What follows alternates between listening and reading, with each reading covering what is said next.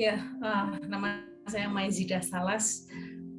Saya dulu pernah menjadi korban tindak pidana perdagangan orang waktu di Taiwan dari tahun 2001 sampai tahun 2006.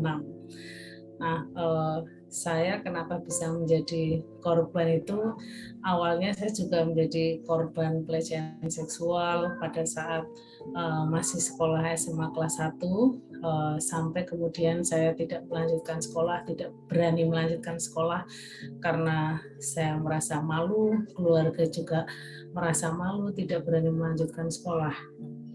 Nah, setelah itu kami dinikahkan sebagai bentuk pertanggungjawaban dari pelakunya, dan setelah menikah itu bukan kebahagiaan yang saya rasakan, tapi justru ini menjadi petaka baru lagi buat saya karena setelah menikah itu saya menjadi korban KDRT yang hampir setiap hari dipukul, diludahin mukanya, dijambak, ditendang, bahkan sempat saya diinjak perutnya pada saat hamil. Jadi waktu itu mau mencoba bunuh diri, tapi orang-orang di sekitar saya kemudian berlarian datang ke rumah saya untuk mencegah supaya saya nggak bunuh diri.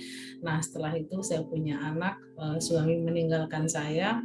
Akhirnya saya bingung karena saya masih punya anak. Saya mikir saya tidak akan membebani orang tua lagi, dan saya kepingin membiayai anak untuk pendidikannya, untuk masa depannya. Maka waktu itu saya izin sama orang tua untuk bekerja ke luar negeri. Waktu itu saya ke Korea terlebih dahulu, tapi di Korea itu tahun 98 ada krisis global yang melanda dunia. Nah, termasuk tempat kami bekerja itu kolab perusahaannya, dan kami tidak bekerja di sana. Kemudian kita dipulangkan semua. Tapi sebelum dipulangkan itu saya melarikan diri di Korea, dan baru 2 bulan melarikan diri, belum sempat memiliki gaji karena waktu itu saya baru bekerja beberapa hari dan saya ketangkep polisi, akhirnya ditangkap dan dipenjara lalu dideportasi. Nah, 1 tahun di rumah. Kemudian saya bingung karena saya tidak punya pekerjaan, ijazah saya hanya SMP, dan waktu itu saya minta kembali lagi minta tolong ke orang tua untuk membiayai saya pergi ke Taiwan. Nah, waktu itu orang tua, waktu ke Korea itu saya uangnya hutang ke tetangga dan belum bisa mengembalikan juga. Nah, karena beban hutang itu juga yang akhirnya saya minta izin untuk kembali ke Taiwan, dan orang tua itu sampai menjual pekarangan untuk membiayai saya ke Taiwan. Tapi setelah di Jakarta kita mau proses mendaftar, uang saya ketipu 10 juta. Jadi saya tidak berani pulang, tidak berani ngabarin orang tua, dan kemudian saya mendaftar untuk bekerja di sektor rumah tangga. Nah, disinilah penderitaan dimulai ya. Saya tinggal di penampungan yang tempat tinggalnya itu tidak ada kasurnya untuk tidur, jadi hanya di ubin, dan tidurnya itu kita seperti pindang ditata seperti itu ya. Dan bahkan kalau malam kita bangun mau pipis saja, balik lagi itu sudah nggak punya tempat tidur saking penuhnya. Makan di situ, kemudian tidur juga di situ, belajar juga di situ. Terus kita juga hampir setiap hari disuruh bekerja melayani pemilik dari PT yang di penampungan itu, melayani stafnya, terus kita memasak buat teman-teman, membersihkan dan lain sebagainya, tapi tidak pernah mendapatkan upah.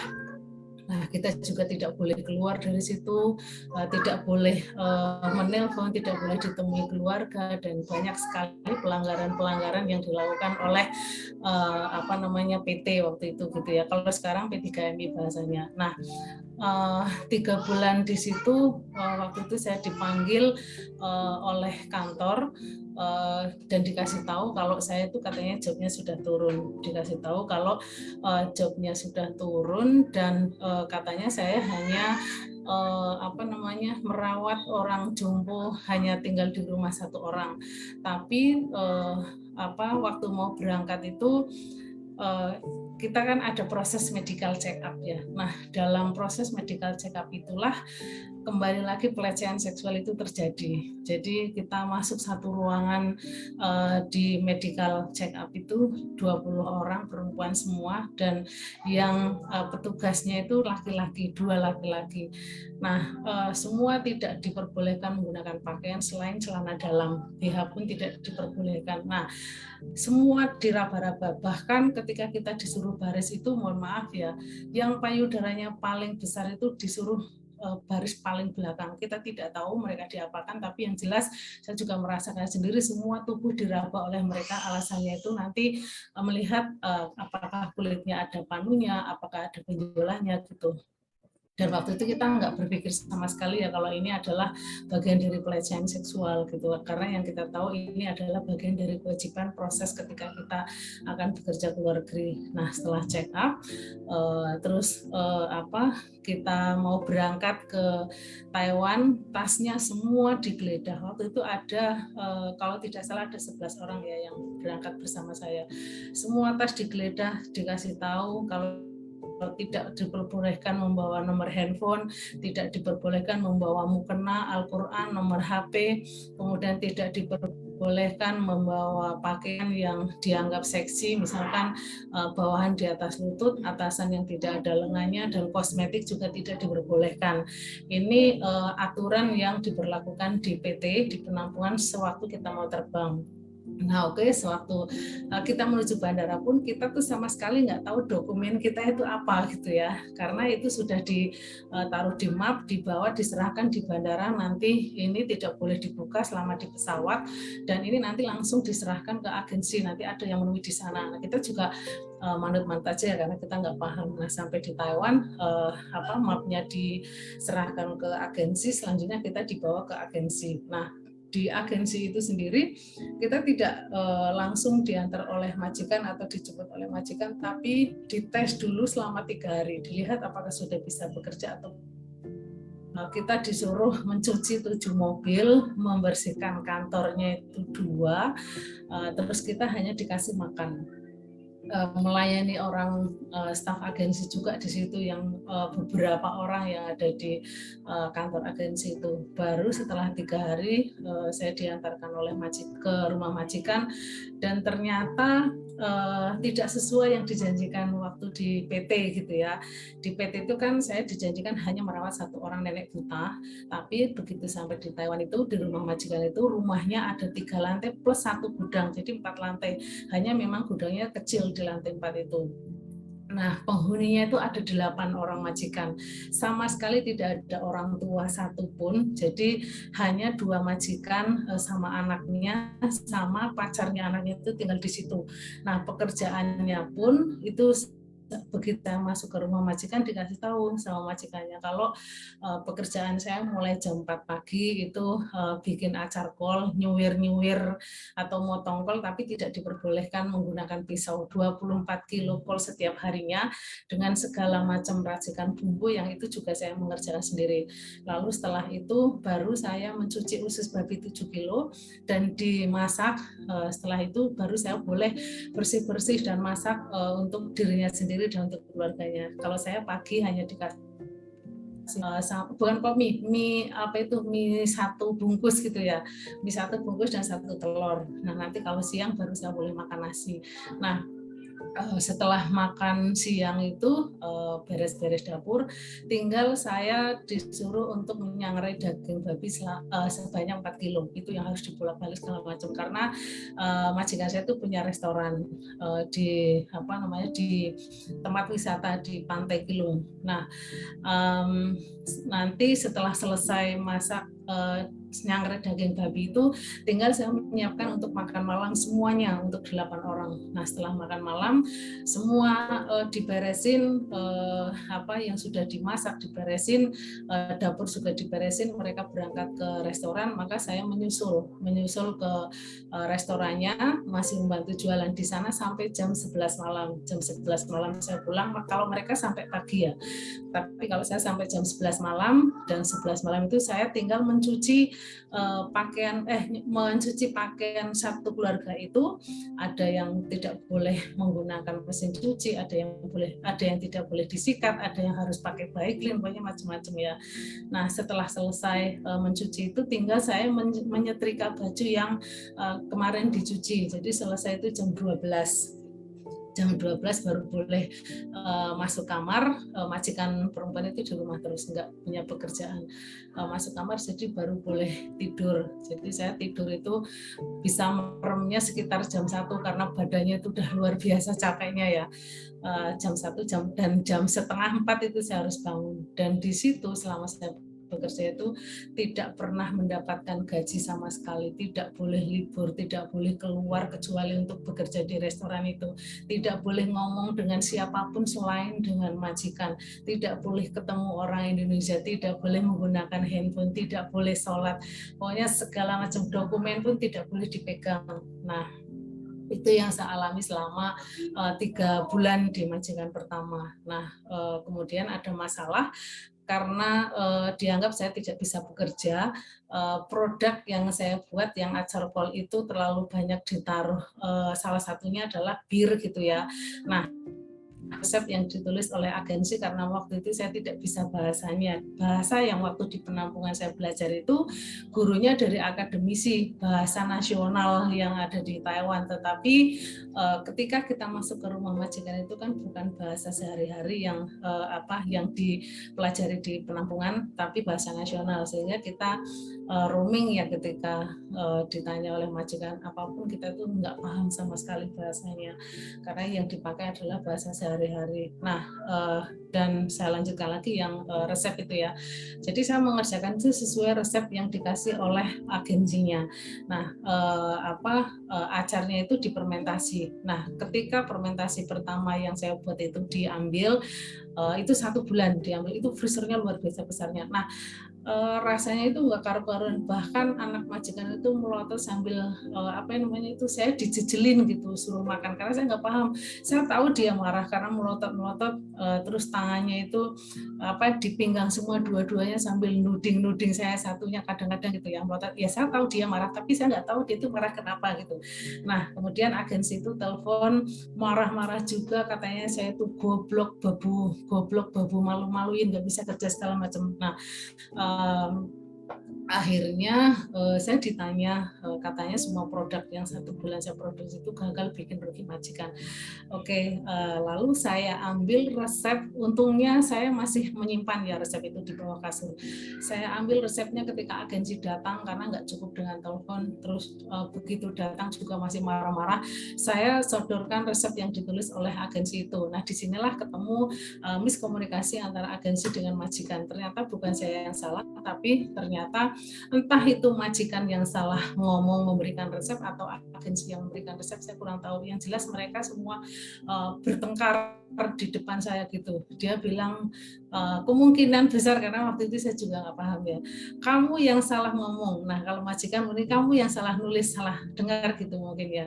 Akhirnya bertengkar, dan itu pun setelah saya diketahui tidak salah pun mereka berdua tidak ada yang minta maaf sama sekali ke saya, padahal marah-marah semua sudah satu keluarga dengan agensi itu.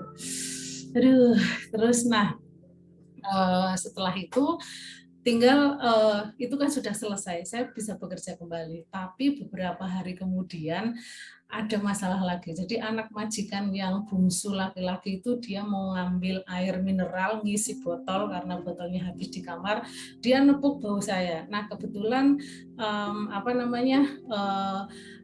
dispensernya itu ada di belakang saya persis yang saya masak. Saya masak daging babi, terus dia itu lagi mau ngambil air, dia nepuk bau saya sambil weh gitu. Nah, mungkin dia bercanda, dan itu juga baru kali itu ya. Nah, majikan perempuan itu kan kerjaannya hanya melihat CCTV dari kamar sambil dia jogging gitu. Nah, dia lapor juga ke agensi, katanya saya tidak mau kalau salah itu kerja di sini. Nanti dia pacaran sama anak saya nggak level segala macam itu. Terus saya ditelepon lagi sama agensi, katanya kalau kamu pengen jadi lonte, kalau pengen kegatelan bukan di sini segala macam itu, waduh, betapa orang Indonesia, dan itu yang saya sayangkan itu orang Indonesia saja bisa maki-maki seperti itu ke saya gitu. Nah, tapi saya hanya berusaha untuk bersabar dan saya bilang saya tidak pernah di sini itu tujuannya untuk mencari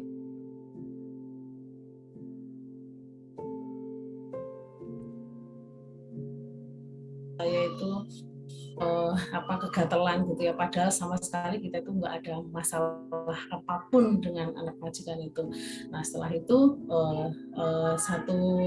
kira-kira setengah bulan lagi itu agensi datang, dia menjemput saya dan dia bilang kalau majikan kamu itu sama keluarganya kayaknya itu gila semua gitu. Tapi saya tetap diam karena saya sadar saya ngomong apapun agensi itu tetap merasa benar, dan kalau saya jawab apapun itu pasti akan disalahkan gitu. Jadi di mata agensi itu kayaknya pekerja migran itu nggak ada yang benar, terutama perempuan gitu ya. Nah, kemudian dipindah ke majikan yang kedua yang sangat baik dan hanya 2 orang di rumah majikan. Saya bekerja itu hanya memandikan, memberi makan dan buang kotoran anjing 3 dan anjingnya yang sangat lucu-lucu gitu. Dan saya nggak perlu mandikan karena tidak boleh menyentuh anjing, dan 3 hari sekali anjingnya itu diambil oleh salon salon hewan. Kadang kalau majikan pulang kerja, saya hanya bisa disuruh membantu nyuci sayur, motong, nanti majikan yang masak, dan kita tuh makan satu meja. Jadi sudah benar-benar nyaman, kita makan nggak ada perbedaan ini PRT, ini majikan itu enggak, dan kemana-mana segala macam, sampai saya kerja di situ baru 1 minggu dibelikan handphone, dikasih uang, dibeliin baju gitu. Pokoknya udah seperti keluarga dan dia udah sangat cocok sekali dengan saya. Tapi lagi-lagi agensi itu saya karena alasan majikan pertama sudah terikat kontrak dengan saya dan saya harus dipulangkan dulu ketika majikan itu mau ambil PRT yang majikan pertama. Jadi dia tidak bisa mengambil PRT sebelum saya dipulangkan gitu. Sementara mereka itu sangat membutuhkan. Nah, majikannya itu tiba-tiba meluk saya terus nangis-nangis, saya sudah senang sama kamu di sini tapi kenapa harus pulang. Tapi kita itu nggak ada cara lain ya, karena apapun yang menjadi keputusan agensi ya itu yang harus dilakukan oleh agensi gitu. Nah akhirnya waktu saya dibawa dari majikan kedua ini menuju kantor agensi ini kan pas sudah gelap karena di sana musim dingin ya waktu itu ya.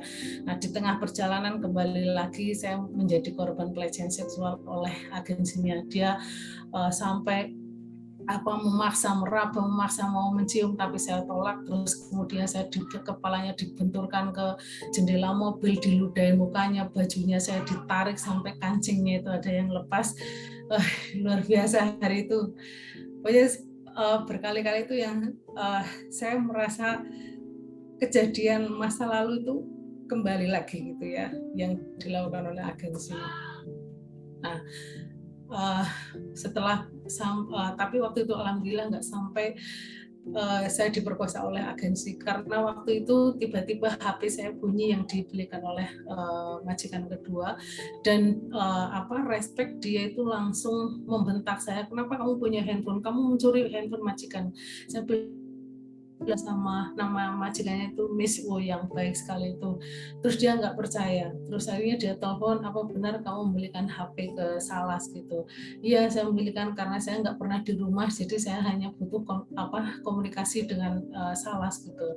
Nah setelah itu dia mulai lagi tuh mau meraba-raba lagi, terus saya tangkis nggak sengaja, jempol dia itu kena kuku saya sampai berdarah. Jadi dia langsung ngamuk, HP dibanting, saya ditonjok segala macam sama dia. Terus saya bilang minta maaf, saya nggak sengaja, minta maaf nggak sengaja, tapi dia tetap masih beringas ngamuk. Nah tapi tetap dia masih melanjutkan untuk mengantar saya ke shelternya agensi waktu itu. Nah di shelter agensi itu kemudian saya menghubungi teman-teman, dan waktu itu HP-nya dibanting pun nggak sampai hancur, nggak sampai mati, tapi hanya casing-casingnya itu yang pecah sama lepas gitu. Terus saya menghubungi teman, saya bilang kalau saya mau dipulangkan ke Indonesia, teman-teman itu menyarankan udah kabur aja, karena kondisi waktu itu saya tidak agensinya itu mau minta gaji saya semua, tidak diperbolehkan saya memegang uang gaji. Lalu saya menghubungi teman-teman, itu sama sekali saya nggak punya uang gitu ya. Terus akhirnya teman-teman wis nggak masalah, kita bantu gitu. Akhirnya saya melarikan diri hari itu dengan menggunakan taksi, dan saya mencari pertolongan di negara orang itu betapa sulitnya gitu ya, kita mencari pertolongan yang benar-benar tulus, karena hampir semua teman yang saya mintain tolong, mereka juga minta uang.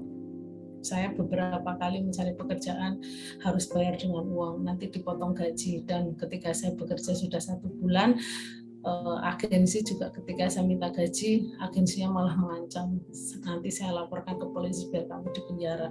Rasa takut yang terus menyelimuti saya ketika saya menjadi pekerja migran, apalagi pada saat ilegal gitu ya, saya setelah melarikan diri itu luar biasa. Setiap langkah bagi saya menghadapi hantu gitu ya.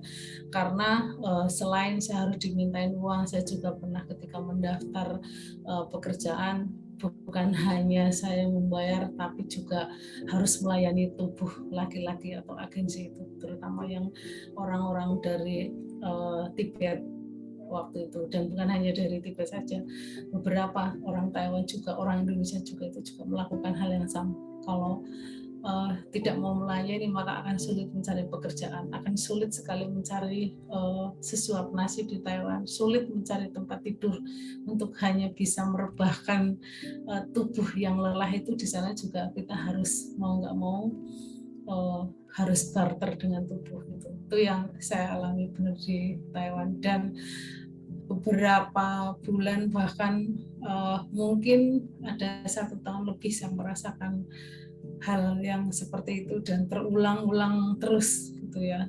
Kerja nggak pernah dibayar, begitu mau bayaran uangnya sudah diminta agensi atau calonnya atau majikannya sendiri yang tidak mau membayar. Itu beberapa kali terjadi sampai saya merasakan lapar dan harus tinggal di pematang sawah karena saya hanya ingin menghindari tidak terjadi seperti itu, tidak terjadi pelecehan seksual, dan saya hanya ingin mencari pekerjaan, dan saya hanya ingin mencari tempat yang aman buat saya. Itu pernah saya alami, tidur di sawah dan kondisinya saya nggak punya uang, HP juga nggak bawa charger, dan HP-nya mati waktu itu karena tempat kerja kami digerebek polisi. Jadi kita melarikan diri sendiri-sendiri mencari tempat gitu ya, dan saya tidak ingin mencari tempat di pabriknya laki-laki karena saya pikir nanti akan sama gitu, apa yang pernah saya alami kemarin ya akan seperti itu gitu. Itu yang saya alami. Nah sampai kemudian saya mendapatkan teman yang sangat baik, laki-laki yang sekarang jadi suami. Dia sama sekali tidak melakukan apapun gitu ya. Dia punya prinsip kalau saya hanya akan menyentuh perempuan yang menjadi istri gitu. Nah, sampai dia benar-benar membantu saya, melindungi saya, bahkan membantu mencarikan pekerjaan buat saya gitu, berusaha membangkitkan saya dari yang terjadi kemarin-kemarin. Sampai kemudian saya mengenal ada namanya Mbak Nurul yang sekarang di ASEAN, dia dulu di IOM, waktu mengorganisir saya di Taiwan itu dia dulu di AMC Hong Kong, Asia Migran Center. Dia mengorganisir pekerja migran di sana, termasuk saya diorganisir setiap minggu, setiap Sabtu itu kita belajar tentang organisasi, belajar tentang hak-hak pekerja migran itu seperti apa, belajar tentang kewajiban pekerja migran itu apa, dan lain sebagainya. Itu selama beberapa bulan yang kemudian itu langsung menggugah semangat saya bahwa yang kemarin saya alami itu akan terjadi ke teman-teman perempuan lain kalau kita tidak tahu haknya. Sejak di Indonesia waktu mau berangkat, kalau kita tidak tahu informasi yang tepat, maka teman-teman akan merasa akan berpotensi seperti saya untuk menjadi korban perdagangan orang, menjadi korban pelecehan seksual oleh orang Indonesia sendiri, apalagi orang Taiwan, dan dimanapun kita berada itu kita bisa menghadapi hal-hal yang seperti itu. Yang akhirnya waktu di Taiwan akhirnya kita membentuk organisasi namanya TIMWA, Taiwan Indonesian Migrant Workers Association, dan saya salah satu dari pendiri organisasi tersebut yang alhamdulillah sampai sekarang akhirnya di sana organisasi pekerja migran itu semakin menjamur. Nah, itu awal dari berdirinya organisasi buruh migran itu adalah TIMWA. Nah, sampai akhirnya saya ketangkep polisi dan dideportasi dan pulang ke Indonesia. Begitu ceritanya.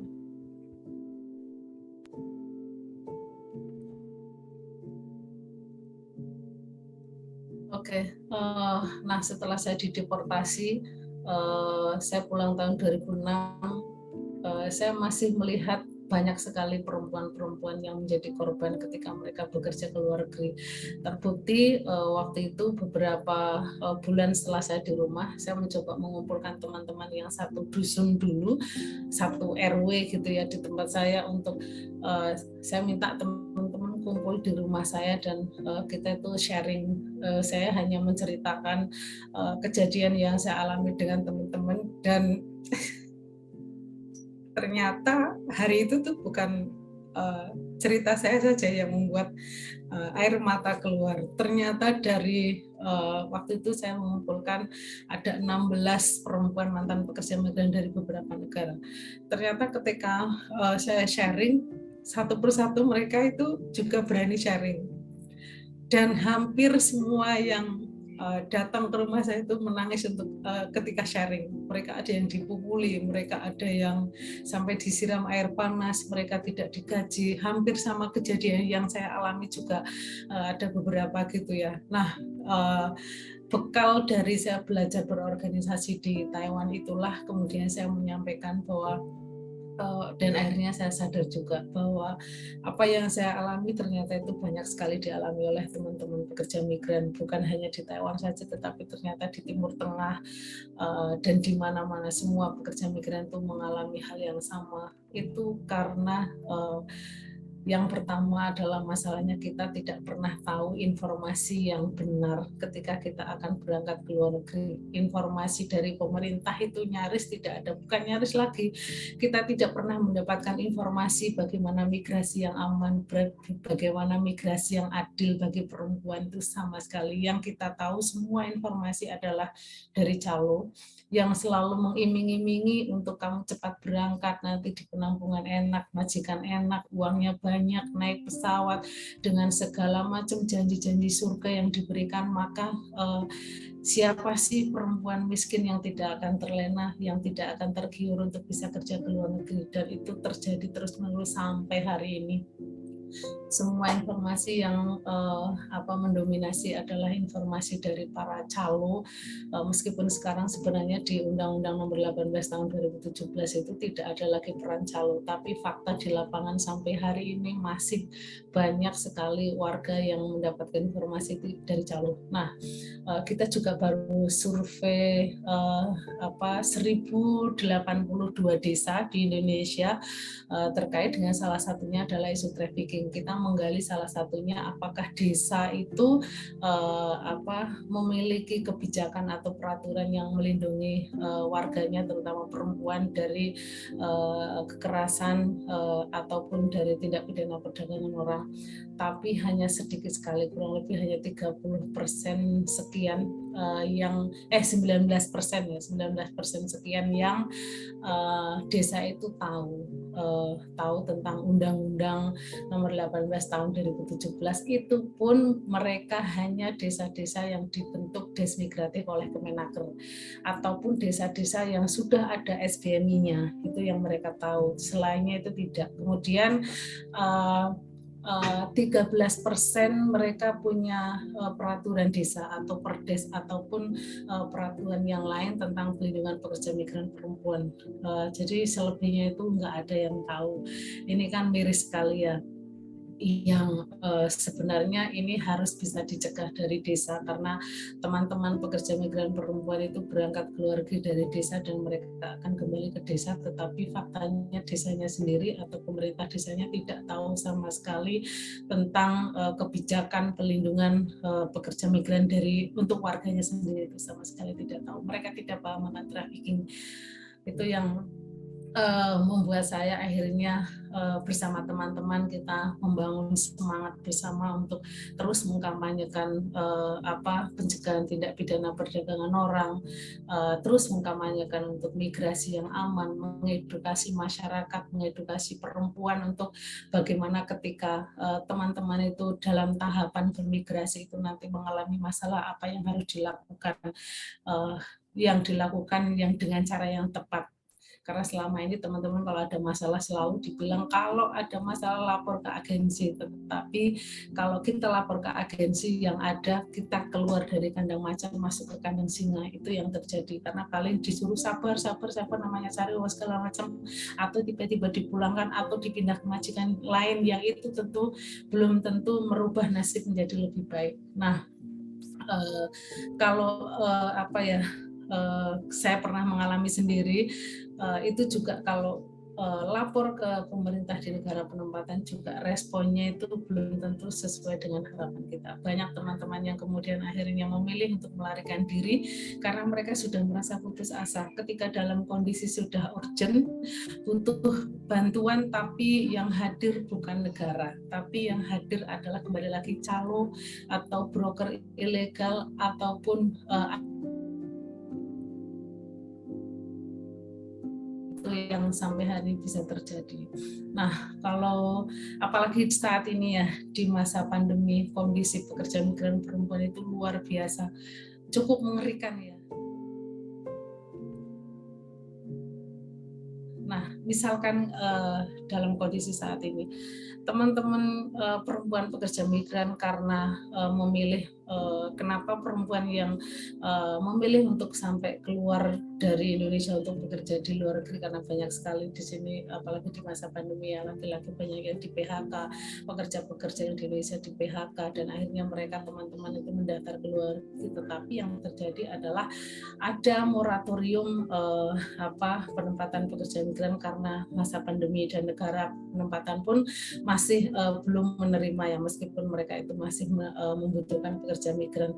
Nah, mereka yang sudah proses sebelum pandemi tidak bisa berangkat, mereka pun wajib meninggalkan jaminan berupa surat berharga atau uang sebesar 5-10 juta sebagai jaminan bahwa dia tidak akan mengundurkan diri karena sudah proses di penampungan yang sudah mengeluarkan biaya, dianggapnya seperti itu. Nah, bisa jadi teman-teman perempuan ini ketika keluarganya meninggalkan jaminan, misalkan jaminan uangnya itu hasil hutang ke rentenir, ini akan menjadi jeratan hutang bagi teman-teman sebelum berangkat. Sudah berangkatnya kapan belum tahu, hutangnya masih utuh, bunganya terus bertambah. Ini yang terjadi saat ini.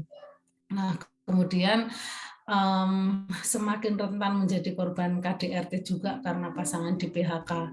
Itu yang terjadi karena tidak punya pekerjaan, tidak punya penghasilan, sementara perempuan yang di domestik tuntutan dari laki-lakinya itu besar, harus mengurus anak, harus bisa pintar mengelola keuangan dan lain sebagainya, tetapi uangnya tidak tercukupi. Itu sangat rentan untuk menjadi korban KDRT dan rentan juga menjadi korban tindak pidana perdagangan. Ini era digitalisasi yang belum tentu menjadi aman bagi perempuan, tapi banyak sekali iming-iming di media sosial untuk menjadi pekerja migran melalui jalur wisata dan lain sebagainya, yang kemudian ini menjerumuskan perempuan menjadi korban tindak pidana perdagangan orang. Banyak sekali ini yang terjadi, apalagi ada yang sampai dipekerjakan di Turki, ke Polandia segala macam, yang itu ternyata tidak terproteksi dengan baik karena Indonesia sendiri masih menutup untuk pemberangkatan ke luar negeri, dan negara-negara penempatan juga masih ada beberapa negara yang belum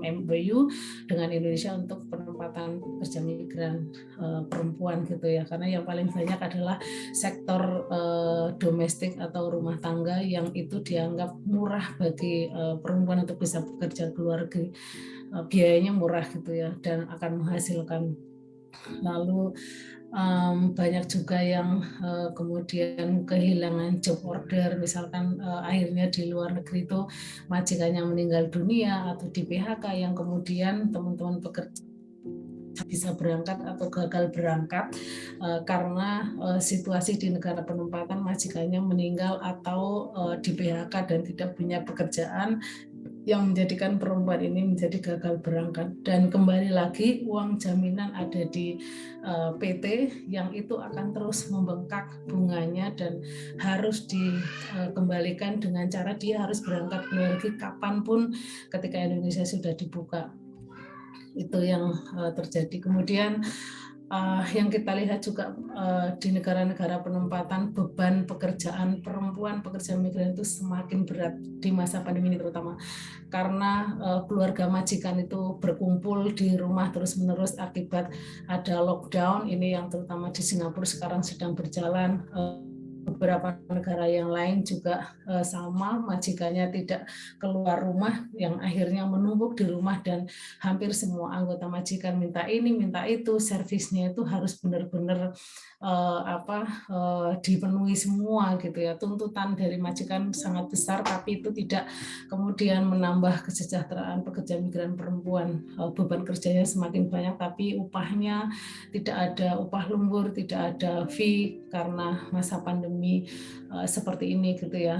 Lalu teman-teman juga kesulitan mendapatkan pekerjaan ini, terutama teman-teman pekerja migran perempuan yang undocumented atau yang dia itu dianggap ilegal di negara penempatan. Majikan tidak berani mengambil resiko karena di masa COVID seperti ini bisa jadi teman-teman dianggap nanti bisa menularkan virus ke keluarga majikan. Ini yang benar-benar terjadi sampai akhirnya teman-teman tidak punya tempat tinggal, tidak punya pekerjaan, tidak punya uang untuk makan, sampai kita melihat sendiri di media sosial, sampai akhirnya ada yang hanya minum air putih, ada yang minum rumput, makan rumput, dan apapun yang ditemui di depannya dia makan hanya untuk bertahan hidup selama pandemi, karena bantuan dari pemerintah itu nyaris tidak ada atau tidak tersampaikan. Jadi kita sempat beberapa kali kita menggalang donasi untuk membantu teman-teman undocumented ini untuk sekedar bisa makan. Nanti ada yang teman-teman itu dengan cara ngumpet-ngumpet untuk menyuplai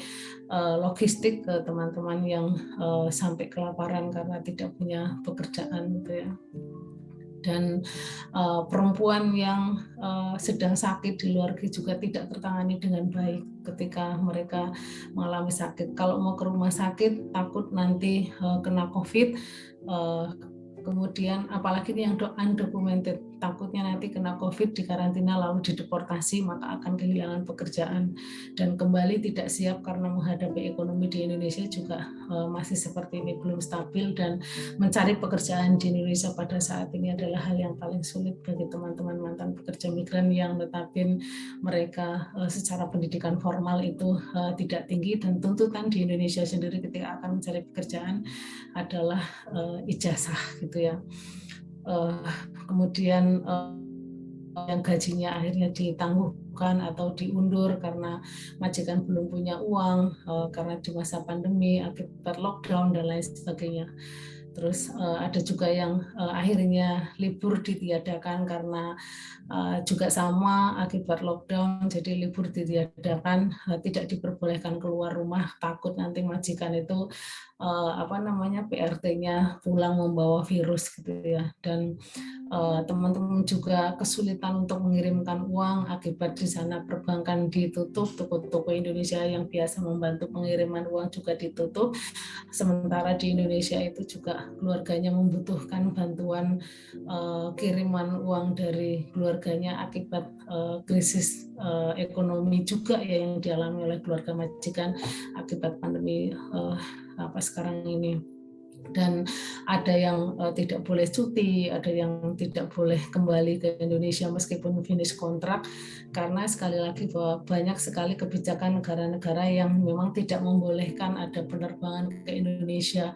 Sekarang juga Singapura itu sedang diberlakukan ini untuk yang kesekian kalinya gitu ya, jadi teman-teman nggak bisa pulang ataupun cuti. Nah, yang akhirnya banyak teman-teman pekerja migran itu yang terjadi overstay atau tinggalnya itu sampai melebihi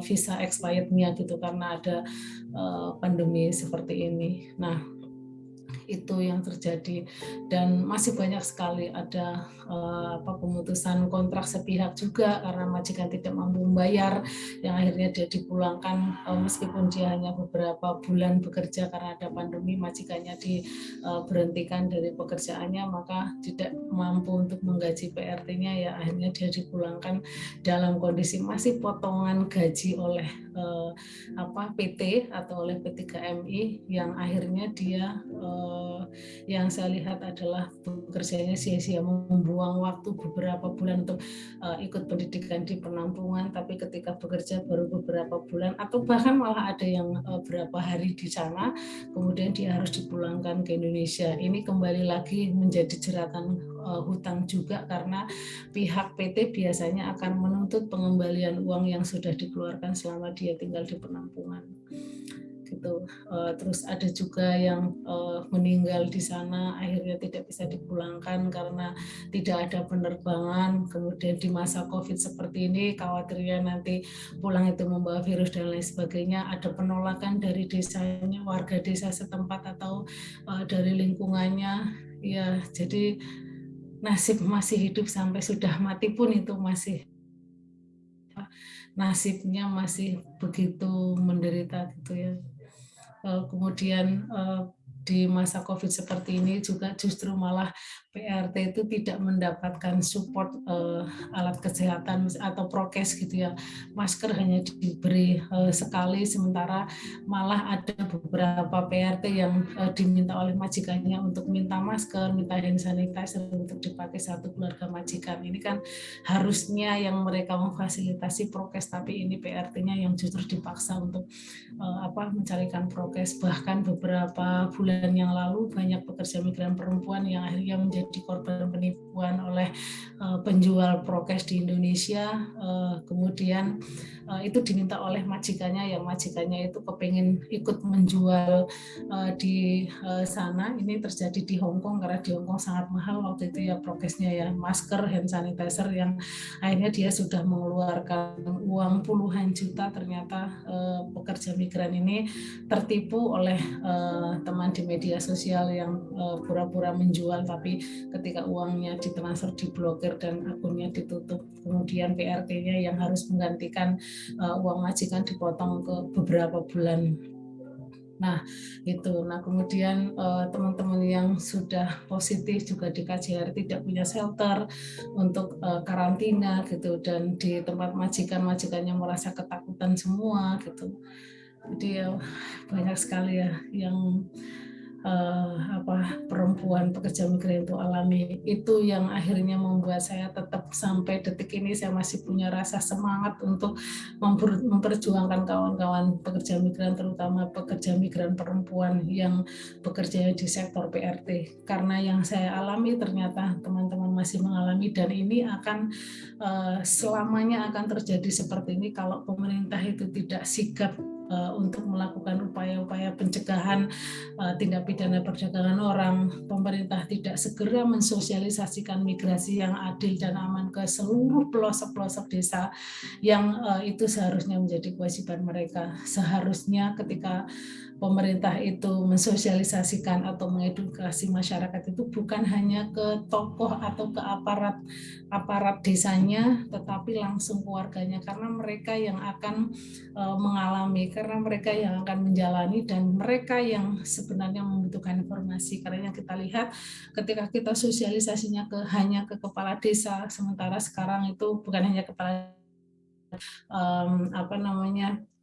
ke pemerintah kabupaten, mereka sudah punya pekerjaan sendiri-sendiri, sudah punya kesibukan sendiri, maka apa yang kita sampaikan itu akan hilang dan tidak akan tersampaikan ke warganya. Itu yang terjadi. Nah, ada upaya yang baik kita yang sekarang sedang laksanakan dengan UN Women dan Kalyana Mitra, sampai kita mengedukasi aparat desanya, mengedukasi membentuk tim satgas anti kekerasan terhadap perempuan, pekerja migran, dan pencegahan tindak pidana perdagangan orang di 3 provinsi, yang saya kira ini adalah langkah yang sangat baik dan seharusnya ini bisa direplikasi oleh pemerintah. Kalau mau melakukan upaya pencegahan yang memang paling efektif itu idealnya ya, itu di desa. Sekali lagi bahwa korban proses akan bekerja keluarga adalah dari desa, dan mereka juga akan kembali ke desa. Maka desa ini yang sudah saatnya menjadi garda terdepan, warga desa juga sama menjadi garda terdepan, terutama tim bisa melakukan apapun yang berkaitan dengan perempuan desa untuk bisa tercegah menjadi korban kekerasan ataupun tercegah menjadi korban tindak pidana perdagangan orang. Dan saya tidak akan pernah merasa lelah untuk melakukan hal ini, semata-mata saya hanya ingin menyampaikan ke masyarakat luas bahwa saya pernah menjadi korban trafficking dan jangan sampai kamu menjadi korban trafficking. Dan karena yang kita lihat pelakunya juga ternyata orang-orang yang dekat dengan kita. Pelakunya itu siapapun bisa menjadi pelaku, orang tua, anak, pasangan. Kalau kita tidak tahu tentang aturan-aturan yang itu bisa menjeratnya, maka kita berpotensi untuk menjadi pelaku ataupun kita berpotensi untuk menjadi korban kalau kita buta informasi.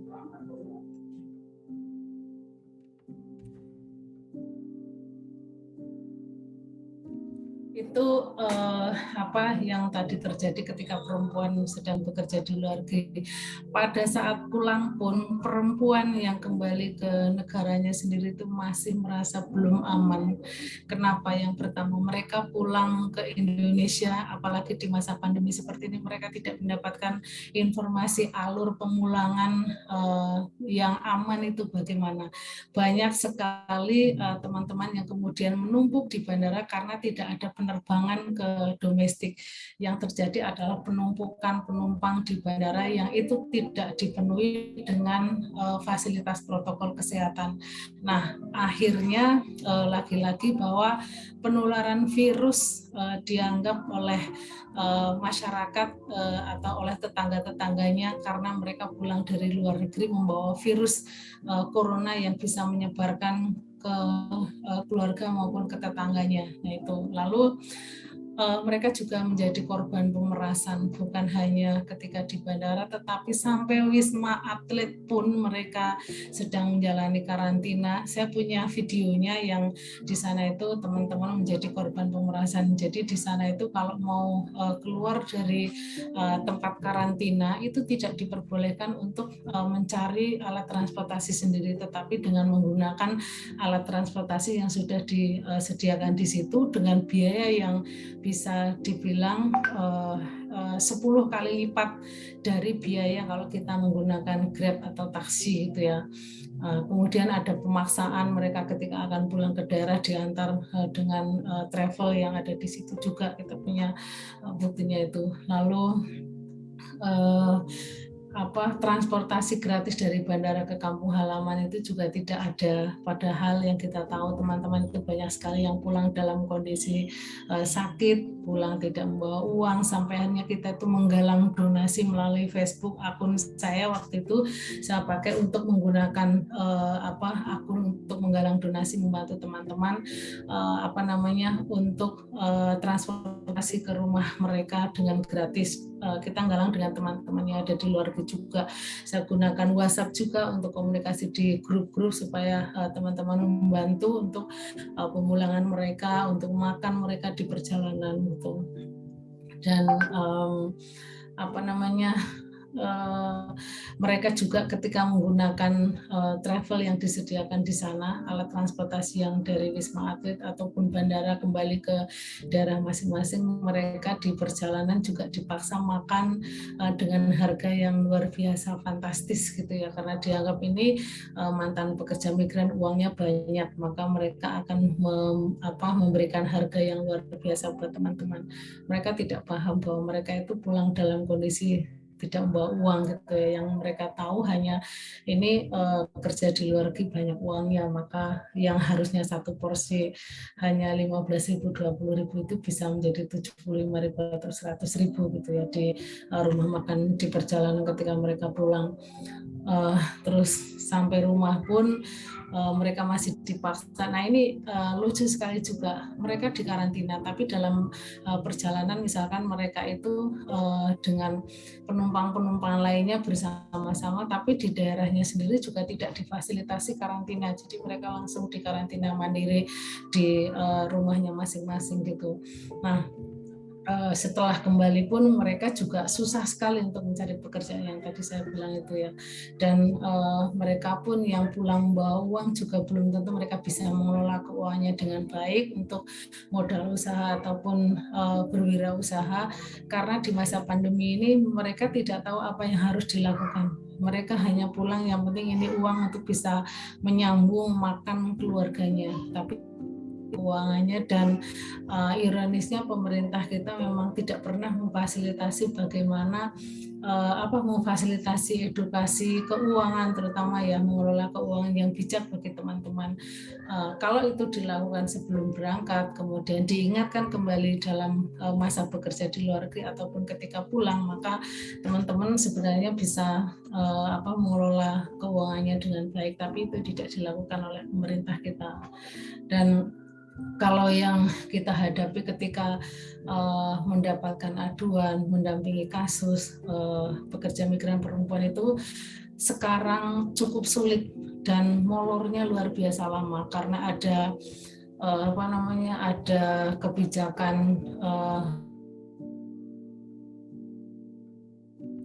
SN atau untuk aparat hukum atau pemerintah yang pemerintah terkait. Nah ini yang menjadikan kita mendampingi kasusnya itu agak kesulitan juga ya. Selain teman-teman sudah tinggal di pedesaan yang kadang sinyalnya tidak ada, juga kalau kita misalkan ada panggilannya di Jakarta itu akan memakan waktu yang lama dan cukup mahal juga untuk penanganan kasusnya gitu. Jadi serba sulit ya. Terus mereka juga saya mencontohkan kemarin waktu survei itu ya, teman-teman yang pulang dari luar negeri nggak punya uang di masa pandemi. Di Indonesia ada prakerja, program prakerja, ada bantuan BLT, ada PKH, ada bantuan sembako, ada bansos kabupaten, provinsi sampai desa, tapi mereka itu tidak masuk ke dalam penerima bantuan karena lagi-lagi dianggap ini mantan pekerja migran yang punya uang, atau datanya itu masih tinggal di luar negeri, maka ketika dia tidak melapor ke desa, dia tidak akan mendapatkan bantuan. Atau kalaupun mereka melaporkan bahwa dia pulang ke Indonesia karena BLT keluarnya tahun ini, maka dia tidak bisa mendapatkan bantuan di tahun ini, tapi di tahun mendatang gitu ya. Karena itu sudah terencana di tahun sebelumnya. Itu, dan masih banyak sekali kerentanan. Teman-teman juga masih banyak yang akhirnya terjerumus ke narkoba, ada yang terjerumus ke menjadi korban tindak pidana perdagangan orang di Suriah, atau menjadi mereka itu terjaring ke organisasi-organisasi radikal yang itu cukup mengerikan. Bukan hanya cukup, sangat mengerikan ya, mereka menjadi korban pelecehan seksual yang dalam satu hari harus melayani puluhan tentara ISIS. Itu kita pernah menangani itu.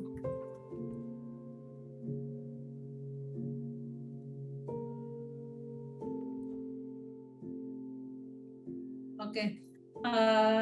Dan dari apa yang saya lakukan selama ini untuk membantu teman-teman korban tindak pidana perdagangan orang, untuk melakukan upaya pencegahan tindak pidana perdagangan orang dengan cara mengedukasi ke masyarakat, kampanye, sosialisasi, saya sama sekali nggak menyangka kemudian saya itu mendapatkan pengakuan dari dunia. Jadi waktu itu tuh saya direkomendasikan oleh IOM Jakarta dan juga Kementerian Pemberdayaan Perempuan dan Perlindungan Anak, yang selanjutnya saya itu berangkat ke Amerika itu sama sekali di luar mimpi saya. Saya sama sekali nggak pernah bermimpi ataupun berharap mendapatkan penghargaan itu. Tapi saya sangat menghormati atas pengakuan pemerintah Amerika Serikat ya untuk memberikan penghargaan kepada saya sebagai Trafficking in Person Hero tahun 2018, dan saya akhirnya bisa sampai ke Amerika dengan gratis.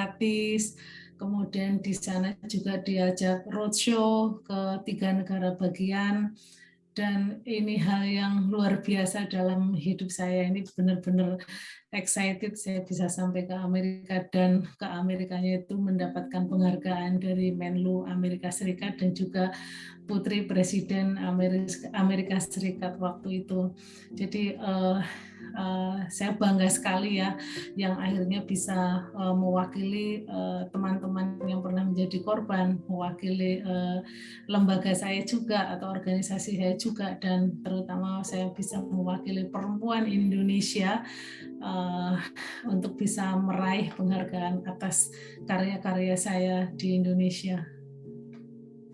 Saya juga diajak keliling ke beberapa tempat ya, ke FBI, ke kantor bandara, terus ke yayasan yang menangani korban-korban tindak pidana perdagangan orang, dan banyak sekali tempat-tempat yang bisa menjadi tempat belajar saya tentang bagaimana upaya-upaya pencegahan tindak pidana perdagangan orang yang dilakukan oleh pemerintah Amerika yang bekerja sama dengan CSO atau NGO yang ada di sana. Itu keren sekali.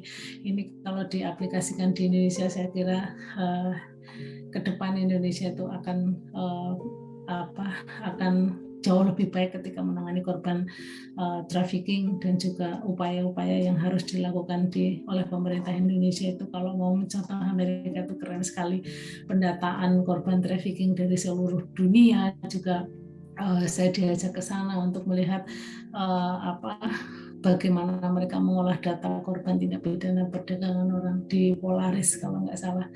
Dan saya juga diajak ke Washington University, di mana universitas ini juga ada salah satu prodi tentang trafficking in person, dan waktu itu saya itu malah sempat bertanya apakah saya bisa melanjutkan kuliah di sini. Ternyata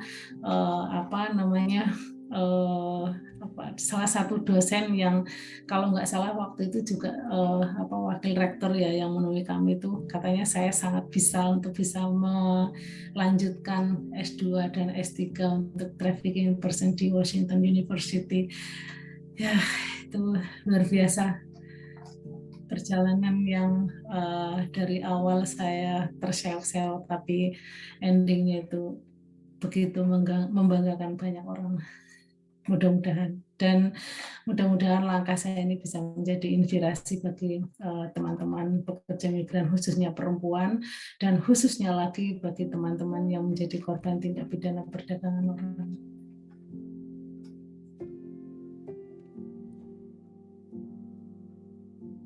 Jutaan perempuan, mereka sedang berjuang di negara orang. Air mata, peluh, tak jarang mereka teteskan. Tapi ingat, kawan-kawan tidak perlu takut bermimpi, karena mimpi adalah satu tahapan untuk merealisasikan masa depan. Dan kita punya kesamaan. Teman-teman punya mimpi untuk bekerja dengan aman dan nyaman. Teman-teman punya mimpi untuk negara selalu hadir di setiap saat. Teman-teman punya mimpi untuk mendapatkan pelindungan secara utuh, dan teman-teman punya mimpi untuk pulang membawa keberhasilan. kami juga punya cita-cita seperti itu kan. Jadi terus bermimpi dan jadikan mimpi itu menjadi wujud yang nyata.